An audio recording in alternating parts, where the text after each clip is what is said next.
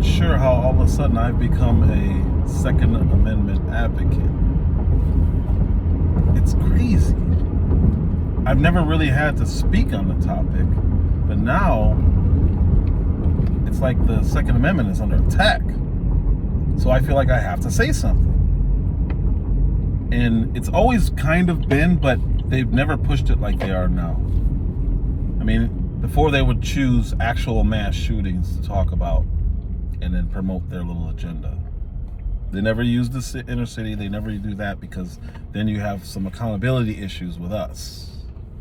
Can't do that. But 3 people, Joe Biden, Matthew McConaughey of all people, I don't know where that came from, and Beto O'Rourke. That's all I'm going to talk about today, at least for right now. All 3 of them have come out and said, well, we don't want to take your guns. And it's fascinating to me because you can pull up the video of you saying you should take the guns. So why would you say that as if we're not in a day and age of the internet? Matthew McConaughey comes out, sounds all reasonable. And then you flash back 3 years ago, him saying, we need to take these guns. There's no reason to have these AR-15s. Joe Biden did the exact same thing, not taking your guns.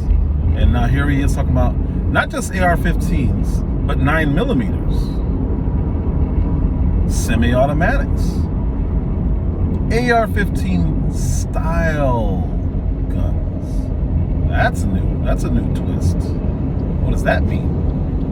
Well, as I've talked about definitions, they're not going to define that because that gives them way too much leeway to pull whatever guns they don't like off the market.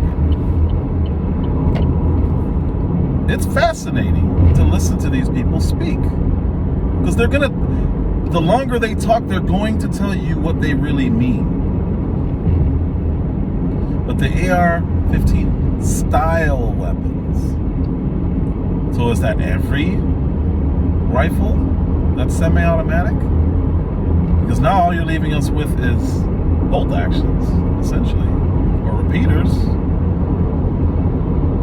How fast can you use a repeater? Like, it's... Other person, Beto O'Rourke, another moron. That dude is the dumbest of all, because he'll say whatever he thinks people want him to say. Hell yeah, we're gonna take your AR-15s. And then literally a couple days ago, depending on the group he's standing in front of, he says, no, we're not trying to take anyone's guns. We're trying to put together and put forth common sense gun laws. There are countless. And when I say countless, I mean you literally can't count. Literally can't count how many times the government has not gone forward or prosecuted or simply dropped gun charges and let people go. And they're right back on the street. Well, what was their former charges? Why are they on the street? They've been arrested 48 times. What was the last one? Felony assault charge or felony weapons charges. Like, so what do you want to write something new down for to tell us we can't do? You're not even enforcing what you've written. I think I heard Colleen Noir say that there's over 300 federal gun laws already in place. Federal. So, and then each state has their own gun laws. I forget how many he said of those. Fascinating statistic, because it's like, okay, what else can you write down to make people do what you say you want them to do? Or to prevent these shootings? What more can you write down? You got 300 rules out there. None of those worked. Let's think about some of the rules that were broken in the last mass shooting. Let's do that. He ran down the street shooting initially, got into a shootout. Pretty sure that's illegal. Pulled out the guns, went into a school. Pretty sure it's illegal to take a firearm into a school. When you raise a weapon to somebody, that is illegal. You can't do that. That is assault. A lot of people think, when I hear people say assault a lot, and I don't think they understand what that means. Assault is a threat. Battery is when you actually hit somebody. So assault with a deadly weapon can literally mean pulling out your weapon. You can be charged with assault with a deadly weapon. If you pull out your gun, your handgun, in an unwarranted situation, that's illegal. You can't do that. So unwarranted, what would justify it? Well, if a guy and you are into a fist fight, you're not justified to pull out a gun. You're supposed to try to get away. You're not supposed to just get out and start shooting people every time you have a conflict. That is reserved to protect your life. Not to stop conflict. Now, it can stop the conflict. So if you're sitting at a stop sign and a car stops in front of you and another one comes up behind you, okay, now that's different.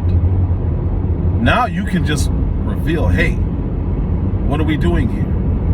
If they keep coming forward, you now have to use force. A lot of times just seeing a firearm can prevent you from having to use it and can prevent crimes. Maj Toure brought that up. It was over 1 million. I don't remember the exact stat. And there's no reason to look it up because it's not important. The point is, people can use their firearm. He said over 1 million preventative measures were used with the firearm. In other words, either you pulled it out and had to use it, or you pulled it out and didn't even have to use it. It prevented something from happening. It prevented a home invasion. Hey, I'm armed. It prevented some people from approaching you. Hey, lift it up a little bit. I don't want any trouble. They go to the next target, which is a weaker target. Well, he ain't armed. That's the guy. So I also heard something about school shootings that's interesting, because they say, well, they're going in there to commit suicide anyway. So what is your gun gonna do? It's an interestingly phrased question, because yes, a lot of them are going in there to do murder-suicide. That doesn't mean you have to allow them to murder. They don't want to die before they can raise the chaos that they're trying to do or commit the crime that they're trying to do. So yes, that is a deterrent, whether somebody's going in there to die or not. When somebody says or behaves in a way that's gonna die by cop, the assumption is they're gonna pull it out and actually try to harm people before dying by cop. They're not just trying to commit suicide. They're going out to make a statement. So that when I hear that argument, it's very interesting, because I immediately go to something Adam Carolla always says: stupid or liar. You know what you're saying doesn't make sense. So is it because you're ignorant? Most of the people I hear say stuff like that are not ignorant. They're very smart. So are you being deceptive? Are you lying? Because I don't think you're stupid. A lot of these people are very, very well educated people, and they're using their words very clearly.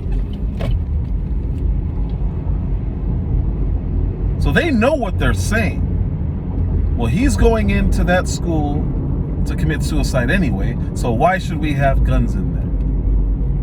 You're the one throwing your hands up saying there's nothing we can do about this. You're closed-minded to the possibility that you don't know everything. And in this case, you don't know how to handle gun violence. And even more specifically, you don't know how to handle a mass shooter situation. That's fine. Just admit it. Say, I don't know what the answer is. Let's explore some options. But when somebody throws out an option and says, hey, maybe the police, instead of having to shield children with their body, maybe we give them a chance to shoot back. Oh, that's outrageous. They're teachers. They're teachers. So now you're condescending teachers and their ability to do more than one thing at a time. You can't possibly be a gun owner and a teacher? You're putting these teachers at risk. You're saying, no, I would prefer. There's two options here. There's two options. Option one, arm the teacher so they don't have to get in front of a guy spraying bullets at her students or his students. Give them a weapon so they have a chance. Oh no, absolutely not. We can't do that. Okay, what's option two? Pulling 300 and some odd million guns off the streets. Which one makes more sense and which one is more realistic? No, I've never heard the suggestion be that we force teachers to carry guns. Never once have I heard that suggestion. But that's what it turns into when you say we'll allow teachers to carry firearms. There are teachers who carry firearms who will be on their way home with their weapon, who on their way to work to teach your children are brandishing a firearm. They may not be pulling it out, but the thought process is so weird to me that the assumption is we're just going to give them an AR and have them shooting at students when they get mad. Is that what you think of teachers? The arrogance, condescending attitude of people when they want to dismiss your idea.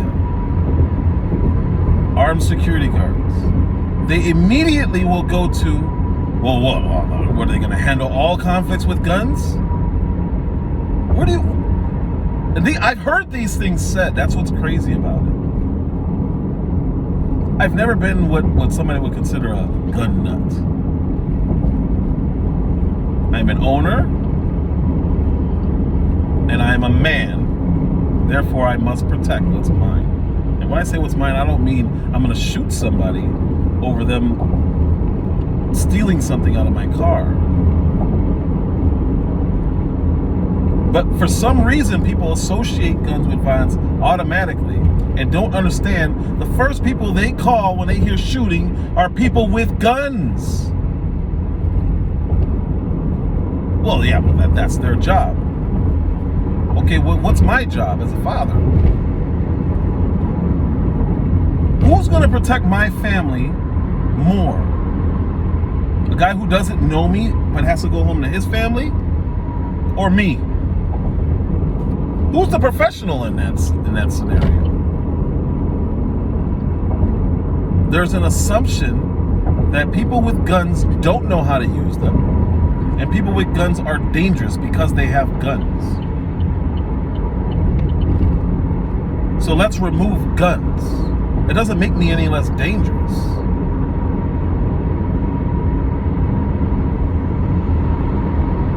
A lot of serial killers don't use guns. They're crazy. They're people who like to get up and close. They're not less dangerous because you take away guns. And I'm leaning so much closer to disingenuous than I am ignorant. Because a lot of the people who are saying what they're saying have already said the opposite. So that means you're thinking about another way to approach guns. Steve Kerr. Let's add a fourth idiot. Brilliant person about basketball, an absolute political ideologue. Incapable of shifting an opinion because it's stuck on it's a political stance. It has nothing to do with worrying about kids. Because a couple of years back, he was saying no police in schools.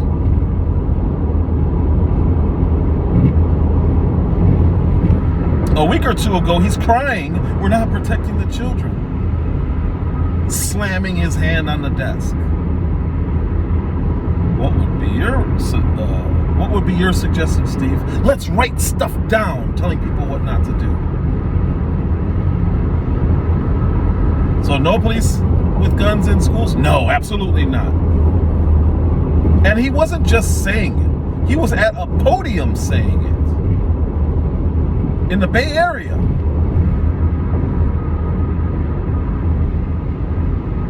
We do not want a police presence in our schools.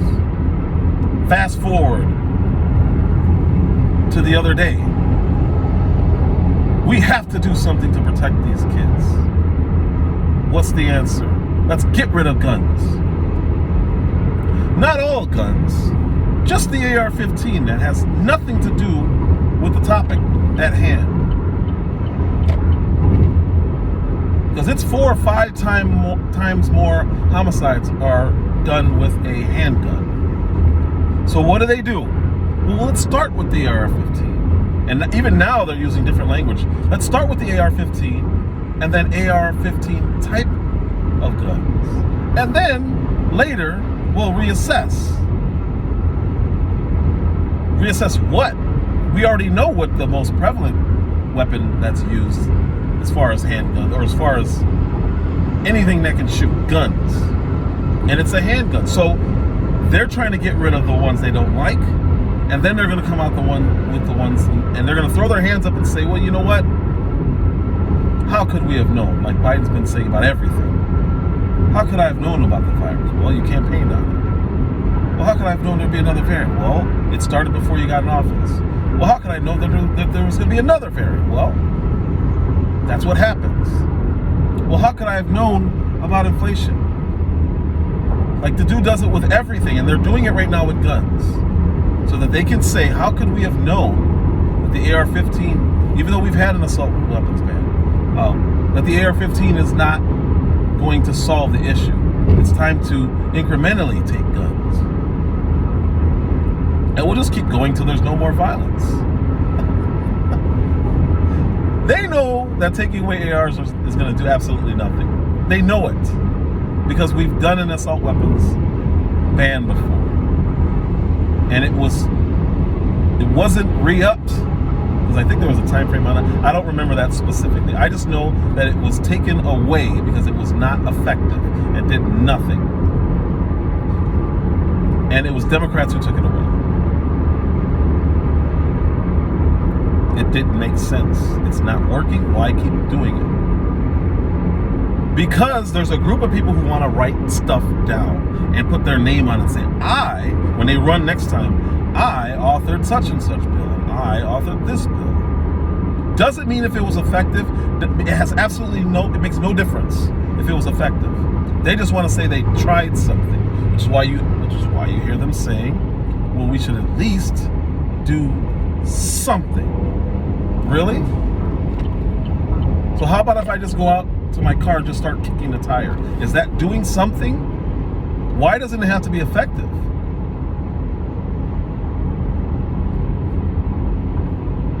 There's research on all of this stuff. Everything they bring up, there's research on. They know what would be effective. They know what's not effective. But there's a political talking point, and that's what they're sticking to. It has nothing to do with kids.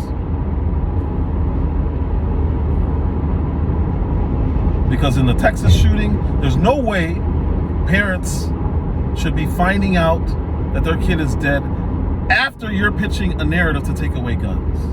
That shows what you're really talking about.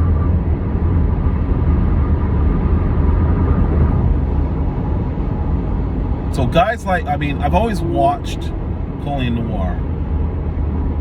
I've always watched Maj Toure on the gun stuff. On other stuff, I don't agree, but we don't have to agree with everybody and everything. But I absolutely could not agree more with Maj Toure on guns. And I absolutely could not agree more with Colleen Noir on guns. It is the opposite of what they're saying. So when a woman like Joy Behar demeans black people by talking about our gun ownership, and apparently we don't own guns now. But when we do, that's when people who look like her are going to be more for gun control. I still don't understand what she was trying to say. That's what it feels like she's trying to say. That's what I gather from In other words, well, when it's a white man, we're okay with everybody dying. When it's a black man who has a gun, then we're going to lay down the law. Then explain the Democrat cities right now that are going through what they're going through in the inner city. Who are you after? The criminal or the law-abiding citizen with a gun? You just want to write a bunch of stuff. That's what I gather.